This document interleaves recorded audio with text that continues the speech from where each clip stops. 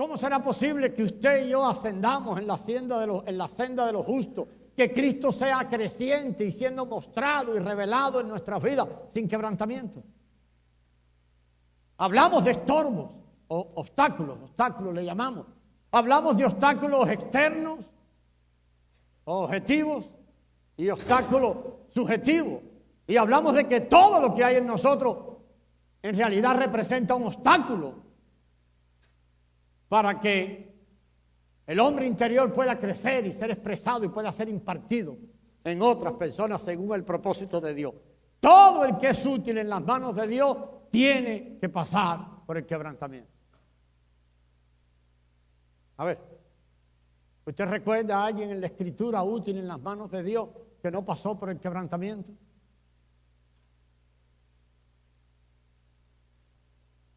¿Recuerda alguno? No hay. Todo el que es útil en las manos de Dios tiene que ser quebrantado. Porque el quebrantamiento no viene para castigar al hombre. No. El quebrantamiento viene para acabar con toda la vida natural que está en nosotros y que impide entonces que la nueva creación pueda hacer lo que tiene que hacer. Aunque tenemos innumerables aspectos buenos y nobles, yo sé que usted los tiene y todos los creyentes los tenemos. Todo eso es del yo. Y todo eso está desaprobado delante de Dios.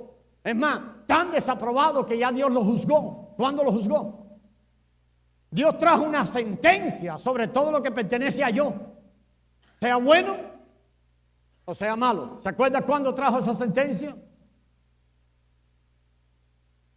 ¿Sí o no? ¿Cuándo Dios juzgó al hombre? ¿Cuándo Dios juzgó al hombre natural? ¿Cuándo Dios juzgó a la vieja creación? En la cruz. ¿Qué hizo con la vieja creación? No tengo ninguna esperanza para ustedes. Y en Cristo puso toda la vieja creación allí. O sea, que nada de lo que venga de la vieja creación ahora puede ser aceptado por Dios. ¿Por qué? Porque Él la rechazó. No piense que Dios va a aceptar algunas cosas buenas que usted tiene, porque aún siguen siendo ¿de quién? De la vieja creación. Nada que venga en línea de la vieja creación va a ser aceptado por Dios. Todo lo contrario. Produce rechazo, produce muerte interior en el creyente. Creyentes que quieran funcionar en la vieja creación, nunca se ve la vida resucitada de Cristo. ¿Qué es lo que se ve? Apariencia, obras religiosas sin valor ninguno delante de Dios. Y hombres que creen que ellos son espirituales. El hombre natural nunca llegará a ser un hombre espiritual. La religión sí nos enseña eso. El cristianismo como religión nos enseña eso. Pero esa no es la Biblia. No es la revelación que hay en la Escritura. ¿Cómo sabemos, hermano? Y ya usted lo sabe. Cristo juzgó, Dios juzgó al hombre cuando nos puso a todos en la cruz con Cristo. Y ahora Dios tiene que derribar todo aquello del hombre natural que aún está funcionando dentro de nosotros. Todo tiene que derribarlo. ¿Para qué? Para que la experiencia de la cruz ahora sea una realidad de vida, una realidad viviente en todos aquellos que era escogido para Él. Vimos 4 cosas, y esto lo vimos la semana pasada. A fin de cooperar con Dios, tenemos que ser quebrantados por Él.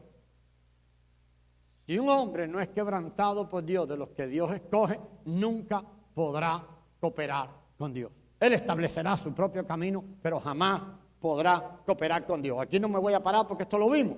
Si usted quiere oír sobre esto, puede oír el mensaje de la semana pasada, está en la página web. A fin de tener algún valor espiritual, escuche esto, necesitamos ser quebrantados. Solamente lo que ha pasado por la muerte y ha resucitado tiene valor espiritual delante de Dios. solamente lo que ha pasado, un principio en el mundo espiritual es este. Tiene que morir y volver a nacer. Entonces, si queremos tener algún valor espiritual, necesitamos ser quebrantados. A fin de que alguien pueda ser confiable delante de Dios, necesita ser quebrantado. Muchos de nosotros hemos vivido esta experiencia. Usted no puede confiar, hermano, ni en usted mismo. ¿Sabe cuál es el problema de nosotros? Que no nos conocemos. Entonces empezamos a confiar en nosotros mismos y empezamos a hacernos planes y empezamos a hacer metas que vamos a cumplir. Pero la gran verdad es que para ser usados por Dios, para poder ser de aquellos que expresan la vida de Dios, nosotros necesitamos ser tratados por Dios, quebrantados, para que tengamos algún valor espiritual y nosotros podamos confiar. Nadie que no ha sido, a ver hermano, nadie que no ha sido quebrantado es confiable. ¿Sabe lo que hará? Cuando situaciones se pongan difíciles alrededor de él, saldrá huyendo. Nadie es confiable si no ha sido quebrantado. Y nadie puede hacer la voluntad de Dios si no ha sido quebrantado. Así que el quebrantamiento es parte de la bendición de Dios. El quebrantamiento es una herramienta de Dios. El Señor está tratando de alcanzar una meta: quebrantar y deshacer nuestro viejo hombre. Él tiene una meta. ¿Y por qué deshacerlo? Porque ya fue destituido. No puede funcionar en el reino espiritual. Ya fue destituido. Está muerto. Y cuando leemos allí en Efesios, y usted puede leer sobre esto, solamente quiero leer ahí Efesios 3, 16 y 17. A ver, lo buscamos. Efesios 3, 16 y 17.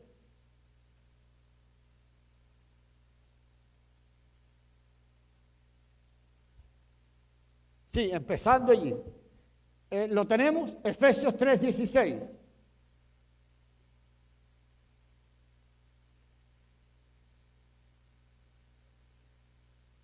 ¿Cuál era la oración del apóstol?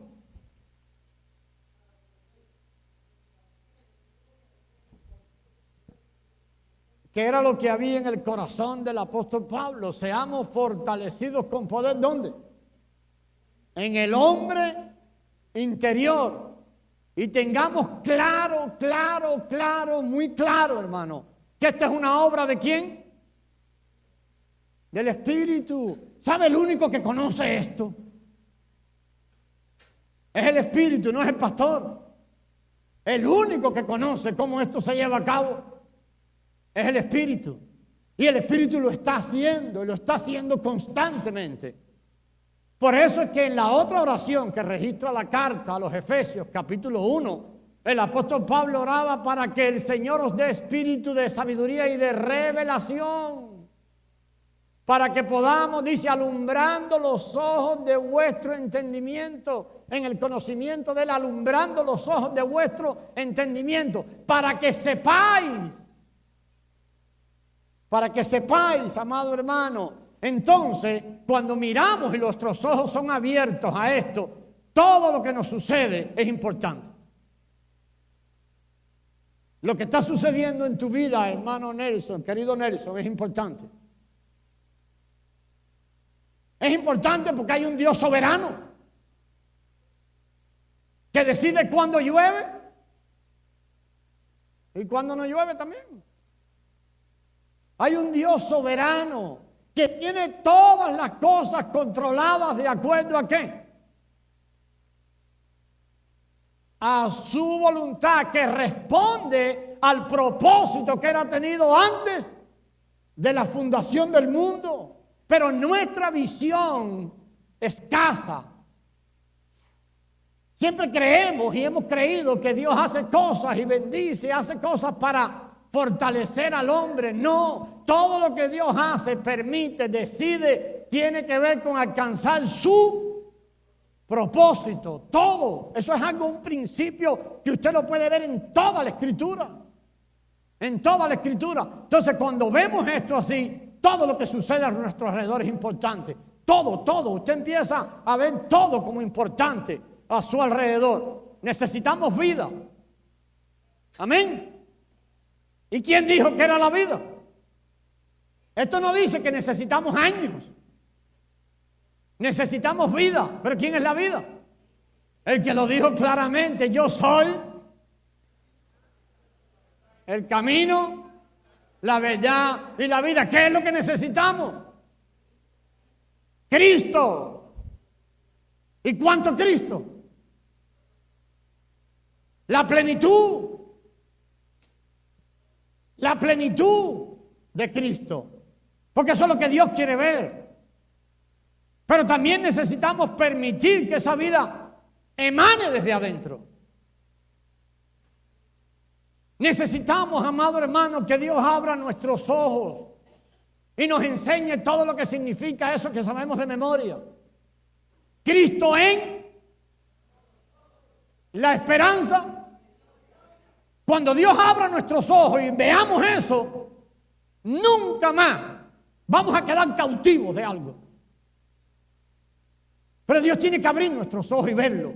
Todo lo que eso significa. Mire, cuando usted estudia todas las cartas en la Escritura, en el Nuevo Testamento, mucho del enfoque, yo digo que todo el enfoque de los apóstoles, por revelación del Espíritu, ¿sabe cuál era? Que los creyentes pudieran entender lo que ahora tenemos adentro. Cristo en nosotros es la esperanza. No lo dice allí en la versión, pero yo se lo puedo agregar. Esto no es tanto pecado. Cristo en nosotros es la única esperanza que tenemos. Pero Dios tiene que abrir nuestros ojos a más de lo que esto significa. Por eso quiero invitarle a poner dos pasajes juntos. Pasajes que usted sabe. Uno, Mateo 16 y versículo 18. Este es un pasaje que sabemos de memoria muchos. Cuando lo lea lo va a saber. Se lo dijo, fueron unas palabras de Jesús dichas a Pedro. ¿Ya lo tiene? Muy bien, ya lo tenemos por allí. A ver, búsquelo rápido. Mateo 16 y 18. Manténgalo allí. Allí hace una declaración tremenda.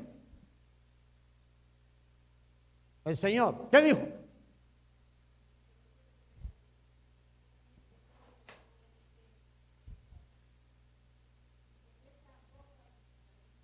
Entonces hay una declaración amplia, clara, hecha por el Señor Jesús. ¿Cuál es?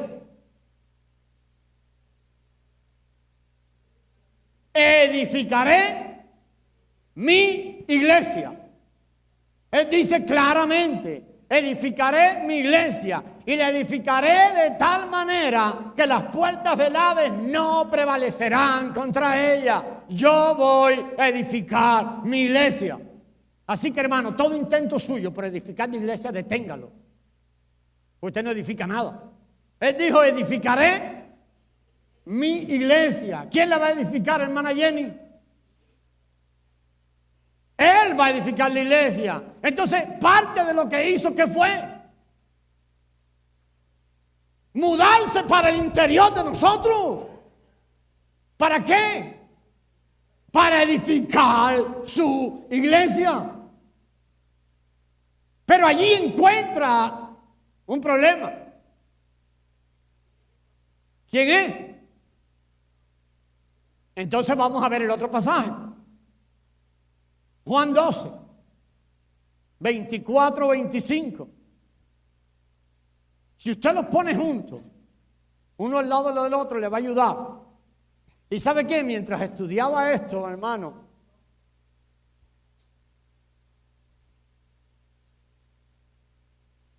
el Señor me dijo esto: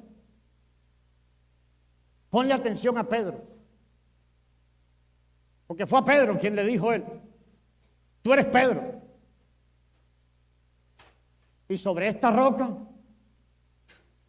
Nosotros hemos formado un enredo ahí, porque si los católicos dicen una cosa, nosotros decimos otra, y encontramos un acomodo tan extraño y largo allí. Pero el Señor llamó mi atención a esto diciendo, ponle atención a Pedro. Lo que pasó en Pedro, después de eso, es un modelo para el resto del pueblo mío. Mire para allí, porque eso mismo es lo que quiero hacer en cada uno de los que he escogido para Él. Así que usted en su tiempo libre, póngale ahí atención a Pedro y lo que pasó con él después que el Señor dijo eso. Juan 12, 24 y 25.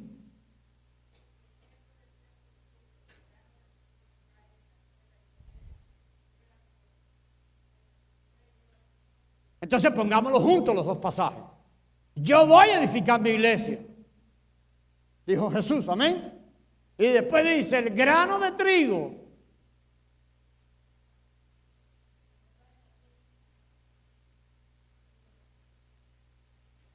eso dice el versículo 24.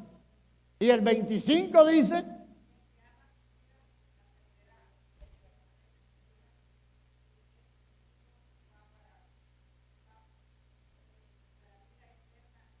entonces no sé si vemos, hermanos, si el Señor nos descubre allí el método que Él va a usar para edificar la iglesia.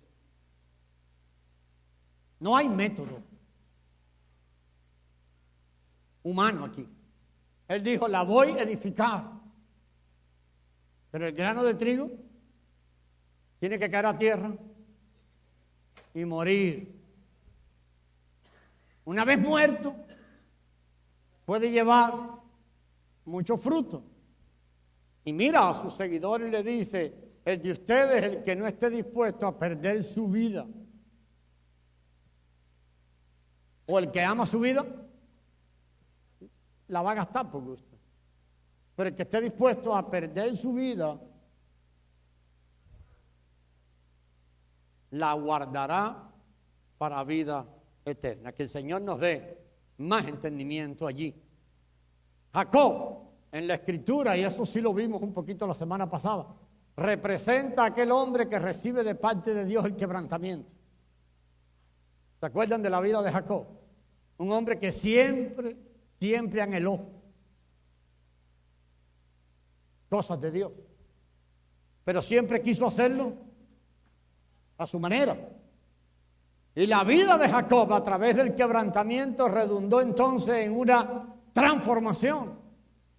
¿Saben quién era el papá de Jacob? Isaac. ¿Y quién fue Isaac en la Escritura? El que recibió la promesa. Pero miren, note esto, a Isaac no se le cambió el nombre. Sin embargo, Jacob fue transformado del agarrador del calcañar. Eso significa el usurpador. ¿A quién? A Israel. El príncipe de Dios. El príncipe de Dios. Todo fue por el quebrantamiento y la obra quebrantadora de Dios. Déjenme aclarar esto bien. El quebrantamiento de Dios no se debe a las transgresiones o los pecados de los hombres. No se debe a eso. No. Hay mucho en la Escritura que nos muestra esto. Jacob era un hombre con muchas imperfecciones. ¿Estamos de acuerdo con eso? Si miramos a Jacob decimos que no se debe. Si era tramposo, mentiroso, usurpador, pero no se debe a eso, hermano. Miren un pensamiento muy popular, ¿lo pueden ver ahí? A ver, el que está en la mano de Dios, pastor, y vive en comunión con Él, y ora, y ayuna,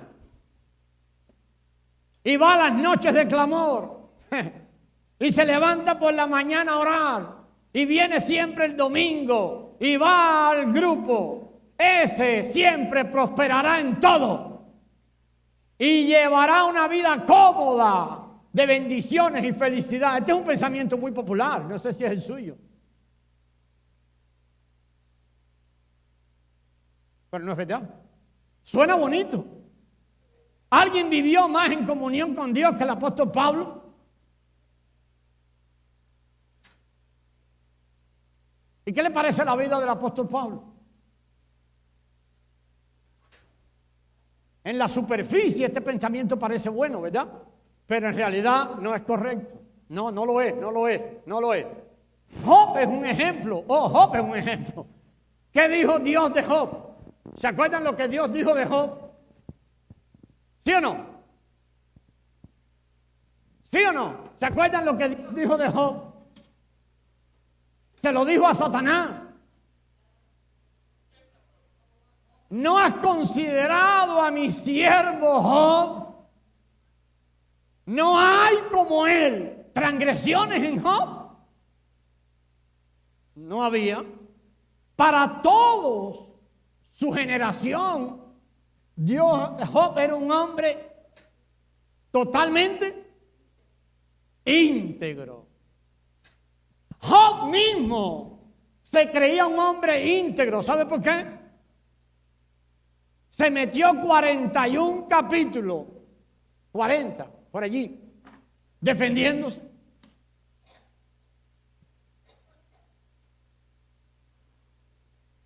Muchas veces vemos a Job como el héroe, ¿verdad? Pero en realidad se metió 40 capítulos mostrándonos esto. Todo en Job se apoyaba en su vida natural. Si mira, si yo soy bueno e íntegro delante de Dios, que por la mañana hago sacrificio para ver si mis hijos han pecado, por si acaso han pecado. Mira hasta donde había crecido, que había perdido en realidad la visión de quiénes eran sus hijos. Entonces, ¿qué dijo Dios? Satanás, ¿no has visto a mi siervo Job? No hay otro como ese. Entonces, ¿qué estaba tratando de ser? Todo lo que vino sobre Job no vino por sus pecados, no vino por sus transgresiones. ¿Vino para qué? Para juzgar algo en la vida de Job. ¿Sabe qué era? Su grandísima integridad natural, su perfección. Su perfección. ¿Cómo lo sabemos? Por la manera en que reaccionó. La manera en que reaccionó. Entonces, él pensaba como sus amigos. ¿Sabe qué todo le decían los amigos siempre? Oh, no es posible lo que te está pasando a ti. Tú tienes algo escondido allí. Tú tienes pecados escondidos. Por favor, acaba de confesarlo. De una manera o de otra, siempre le decían lo mismo. Era un pensamiento muy popular. Es un pensamiento muy popular. Hoy, ese hermano todo le va mal. ¿Quién sabe lo que está haciendo por allí? Amados hermanos, las calamidades que le sobrevinieron no tenían como fin juzgar los errores de Job. No tenían, sino tratar a Job mismo. ¿Cuándo vemos esto? Acabándose el libro. Capítulo 42. ¿Sabe lo que dijo Job? Me aborrezco a mí mismo. ¿Dónde lo vio? 42:6. Si usted quiere lo anota por ahí. Allí lo vio. Allí lo vio. Y ahí supo que Dios le había herido para derribar toda aquella integridad natural. Y a partir de allí, el hombre derribado es el hombre que puede permitir que la vida de Dios fluya de él. Y la vida de Dios pueda ser impartida de él. ¿Se acuerdan lo que pasó después? Si no, se lo dejo de tarea, usted lo busca. Pero fue allí, tuvo que llegar allí, cuando él vio en realidad quién era él.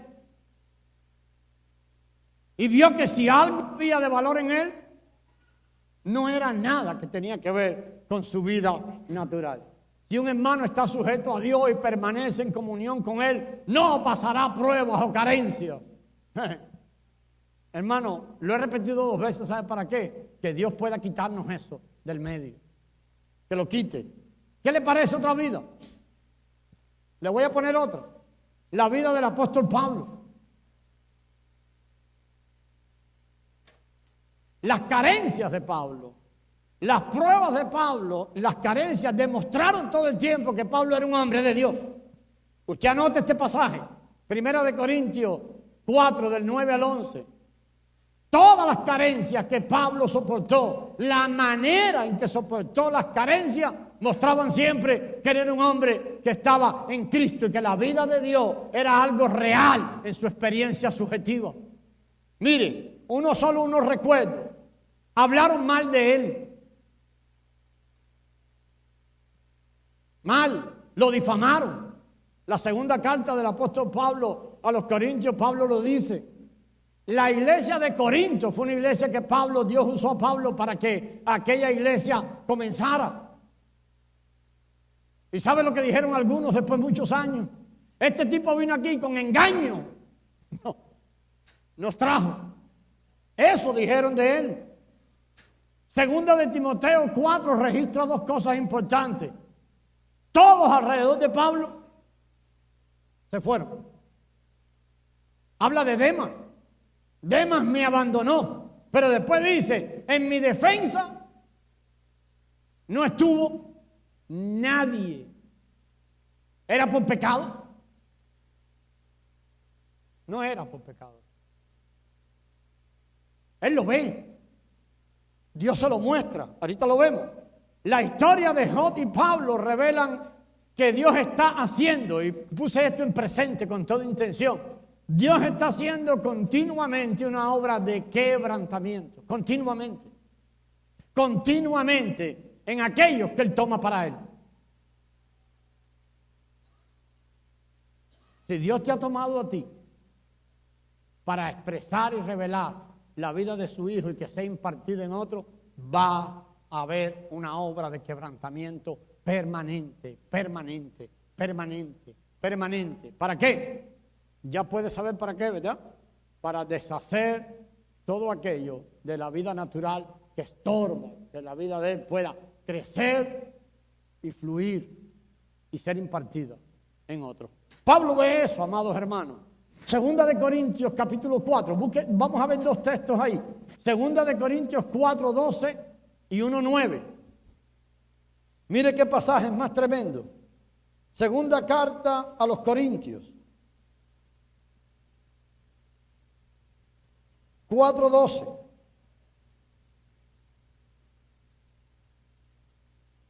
Leemos primero 4, 12 y después el segundo.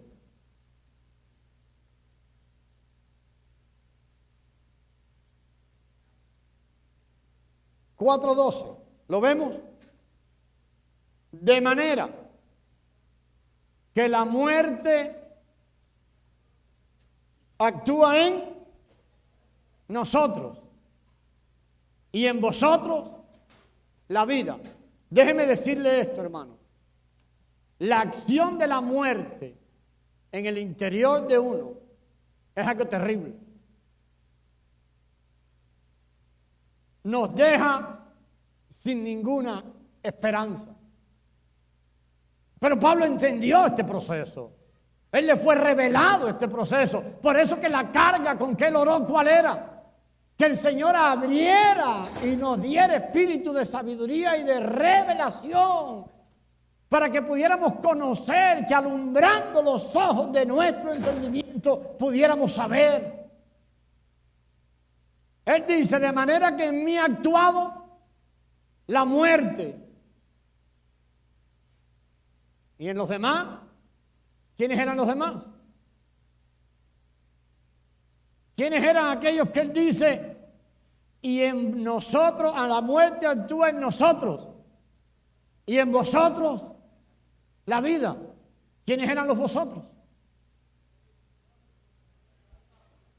Todos los que estaban alrededor de él. Aquí está hablando de una congregación, pero todos, hermanos, si la muerte no actúa en nosotros, la vida no será impartida de ninguna manera en los que estén a nuestro alrededor.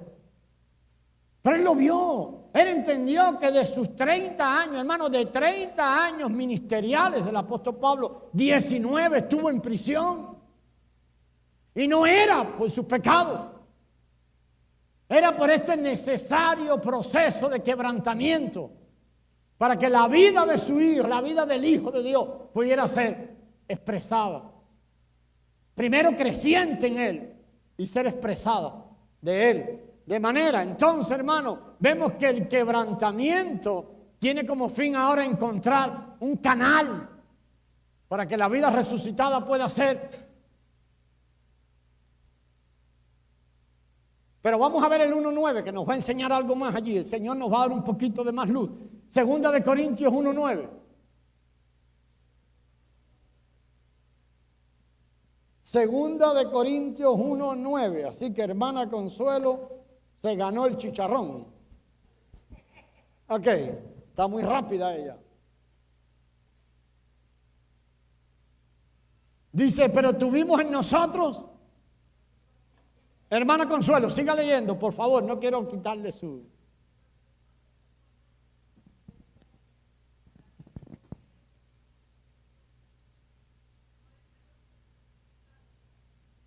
Amén.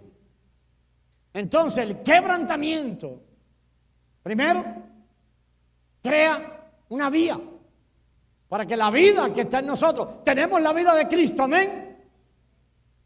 Esa vida de Cristo tiene que ser creciente e impartida. Pero para que sea impartida, el poseedor de la vida de Cristo tiene que pasar por el quebrantamiento. ¿Para qué?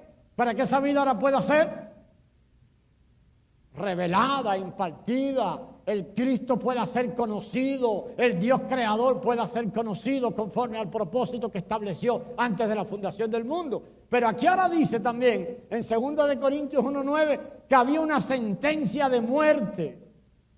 Lea todo el pasaje para que pueda entender. Hay una sentencia, dice, tuvimos en nosotros mismos una sentencia de muerte. ¿Sabe qué? Pablo estaba confiado, aquí nos morimos todos. Ve allí que hay un evento pasando allí. Pero dice, ¿esto fue para qué? Para que toda la confianza fuera trasladada. ¿Hacia dónde? Hacia la nueva creación. Hermano, el Señor necesita seguir quebrantándonos para que toda la confianza y entendamos que todo el trato de Dios tiene que ver con la nueva creación. Todavía nosotros confiamos mucho en que lo único que hace falta es que Dios nos mejore un poquito. Toda la confianza tiene que haber una sentencia de muerte sobre todo lo que viene de la vieja creación. Lo único que puede seguir adelante es lo que se inició con el nuevo nacimiento. Aquello que fue primero concebido, no. Tiene que haber una concepción, ¿no? Y después una procreación. Y después un desarrollo. Solo Dios tomará lo que viene de allí, de la nueva creación. Entonces tiene que haber sentencia de muerte clara. Eso es lo que estaba pasando allí. Así fue como Pablo miró aquello. Entonces vemos esto todavía más enorme. ¿Cómo va a ser Cristo que mora en nosotros? Cristo mora en nosotros, amén. ¿Cómo será ese Cristo creciente? ¿Cómo será ese Cristo introducido? ¿Cómo será esa vida creciente en nosotros? ¿Cómo será esa vida? ¿Cómo puede crecer? Hay dos elementos importantes allí en las declaraciones que hizo el apóstol Pablo: la fe y el quebrantamiento. La fe, ¿qué quiere decir? Toda la confianza quitada de nosotros y trasladada ¿a qué? Al nuevo hombre interior, a Cristo dentro de nosotros. Toda la confianza puesta allí. Allí podremos cesar de toda obra en lo externo. Cuando toda la confianza esté trasladada allí. Y toda la confianza y todo el quebrantamiento va a producir entonces el camino que Dios necesita para que la vida sea expresada. Porque cuando el hombre es quebrantado, no tiene tanto interés en sus opiniones.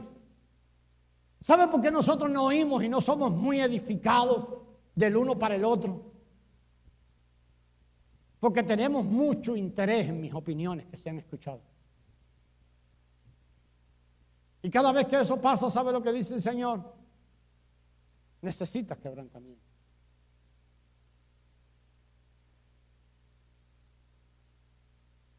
Fe y quebrantamiento.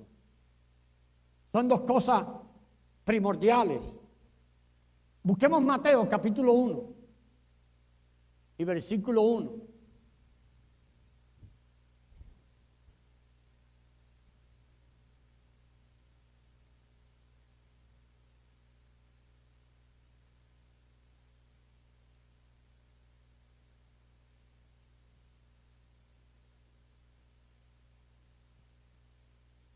La Escritura tiene una definición acerca del libro de Mateo allí, que empieza diciendo libro de la genealogía de Jesucristo.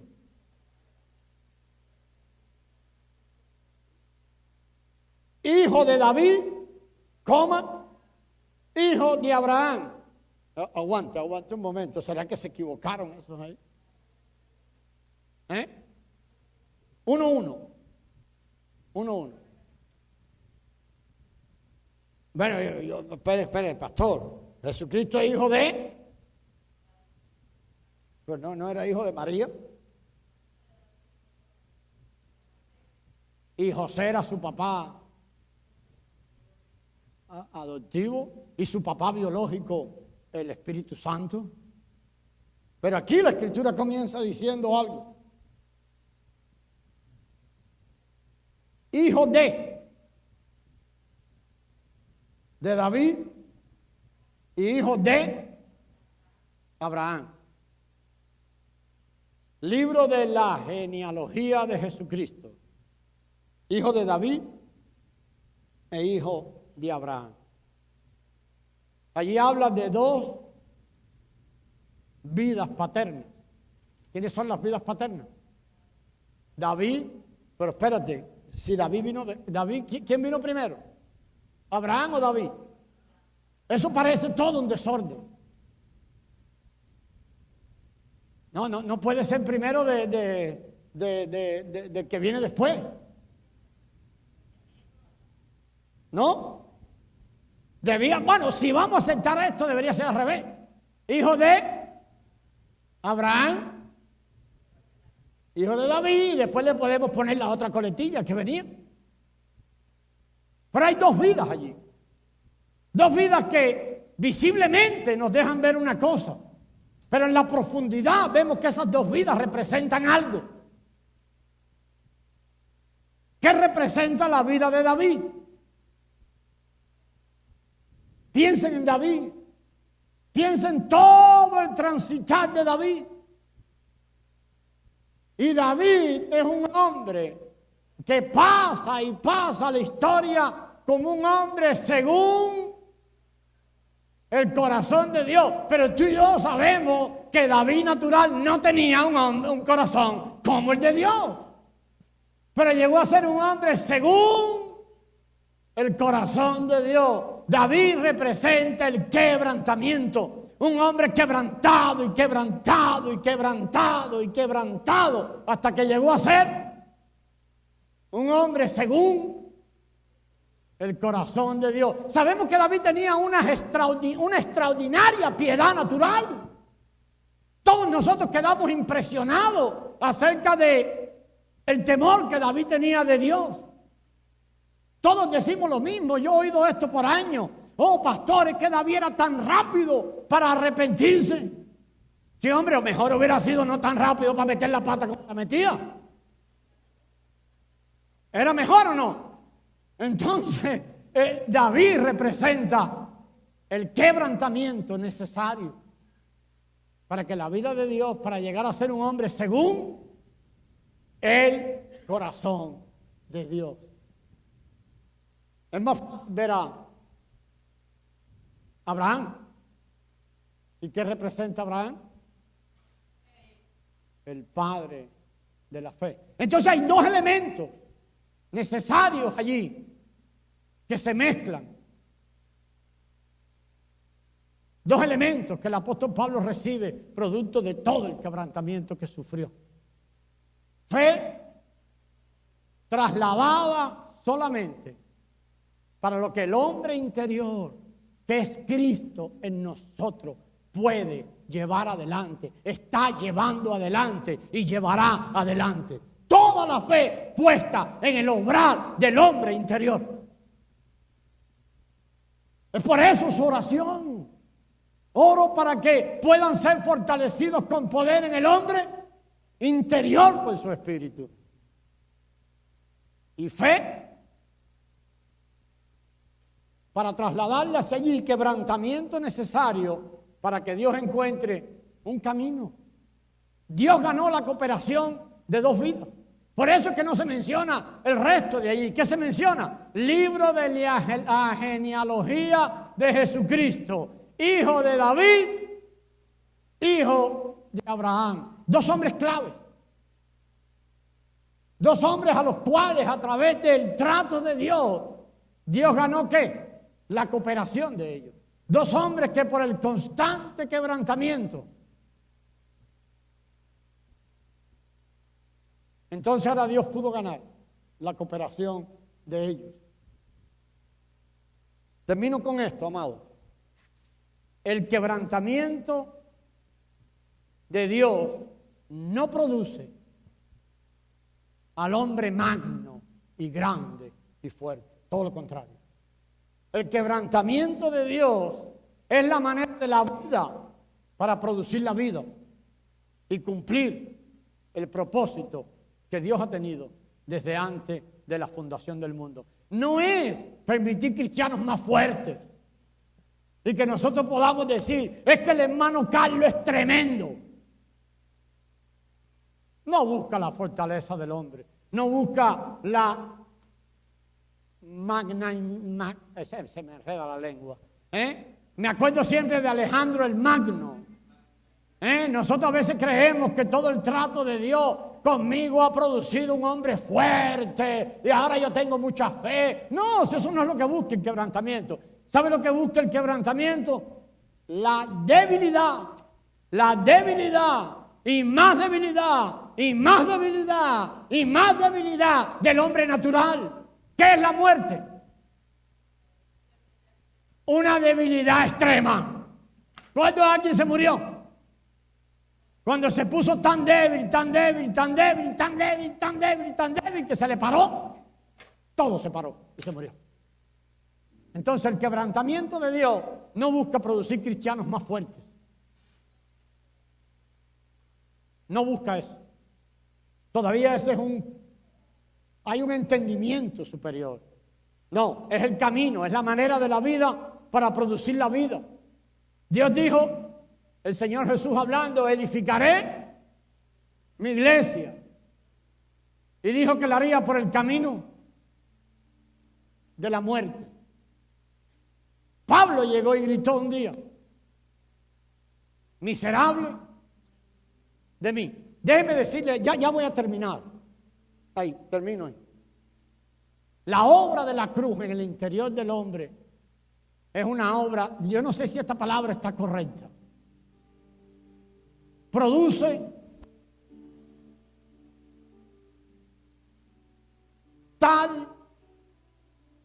produce muerte.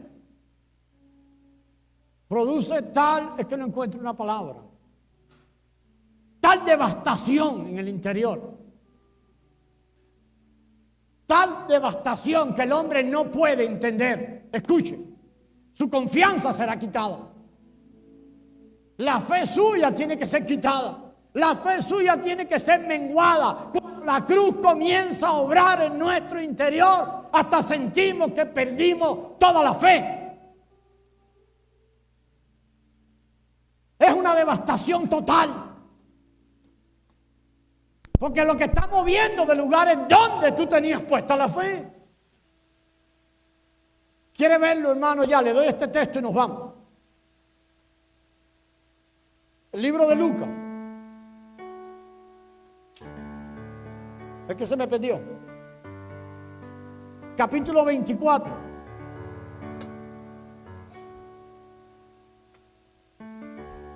¿Lo tienen? En el versículo 15. No, 13. 13. Aquí, ahí mismo. He aquí, lo voy a leer. Dos de ellos iban el mismo día a una aldea llamada Emaús. ¿Estamos ahí? ¿Quiénes eran dos de ellos? Dos discípulos. Gente que había estado con Jesús. Vieron, experimentaron, estuvieron juntos, vieron milagros, qué sé yo, estuvieron con Dios mientras caminó en la tierra. Amén. Pero algo había sucedido ahora. ¿Qué sucedió? Dice que iban hablando entre sí de todas aquellas cosas que habían acontecido. ¿Cuáles eran las cosas?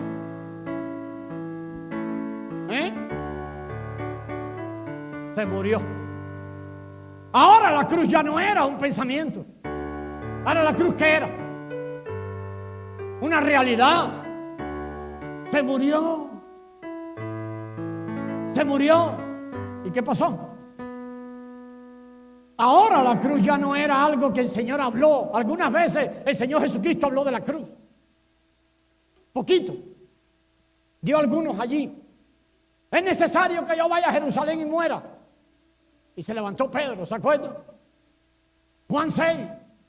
Es necesario que yo hable. Mire, hermano, contra más hablemos de la cruz, contra más llevemos al hombre natural a su lugar de origen, la muerte, esto no será aplaudido nunca. El Señor Jesucristo en Juan 6 empezó a hablar de la necesidad que se lo comieran a Él, de la muerte. ¿Y sabe qué pasó? Se fueron. Se fueron. Porque el hombre natural no puede entender esto. Entonces miren a esta gente, los discípulos. Sucedió que mientras hablaban y discutían entre sí, se acercó, Jesús mismo se acercó y caminaba con ellos. Amén. Mas los ojos de ellos estaban velados para que no le conocieran. Y él le dijo: ¿qué pláticas son esas que tienen y por qué están tristes? Verso 10. ¿Y cuál estoy? 18. Respondiendo uno de ellos, que se llamaba Cleofas, le dijo: ¿eres tú el único forastero en Jerusalén que no ha sabido las cosas que en ellas han acontecido? Entonces él les dijo: ¿qué cosa? De Jesús Nazareno, que fue varón, profeta, que ¿qué? ¿Que fue qué? ¿Que fue? ¿Qué fue? ¿Sabe qué pasó con ellos cuando la cruz operó? Se acabó Jesús. ¿Qué fue? Si Jesús fue, toda la fe que ellos tenían también fue. Dice, fue poderoso en obras y en palabras y de todo, delante de Dios y de todo el pueblo. Y cómo lo entregaron los principales sacerdotes y nuestros gobernantes a sentencia de muerte y le crucificaron. Pero nosotros, vea la cruz, hermano, pero nosotros esperábamos que Él era el que habría de redimir a Israel. Y para peor, hace 3 días que se murió y nos quedamos embarcados. Esa es la cruz. La cruz crea una devastación tan grande, hermano, en el interior del creyente. Tiene que venir para que entonces nunca más podamos mirar a nosotros en busca de ayuda, nunca más podamos mirar a nada del hombre natural en busca de ayuda, y nuestra absoluta y total dependencia esté en lo que el Hijo de Dios, la esperanza de gloria. La cruz nos devuelve una esperanza. La cruz tiene 2 caras. Con una cierra el camino a algo y por la otra cara abre el camino a una nueva esperanza que no depende de ti, que no depende de nosotros, depende de lo que Cristo en nosotros, la única esperanza de gloria, hará, está haciendo, hará y terminará conforme al propósito eterno para el cual fuimos llamados.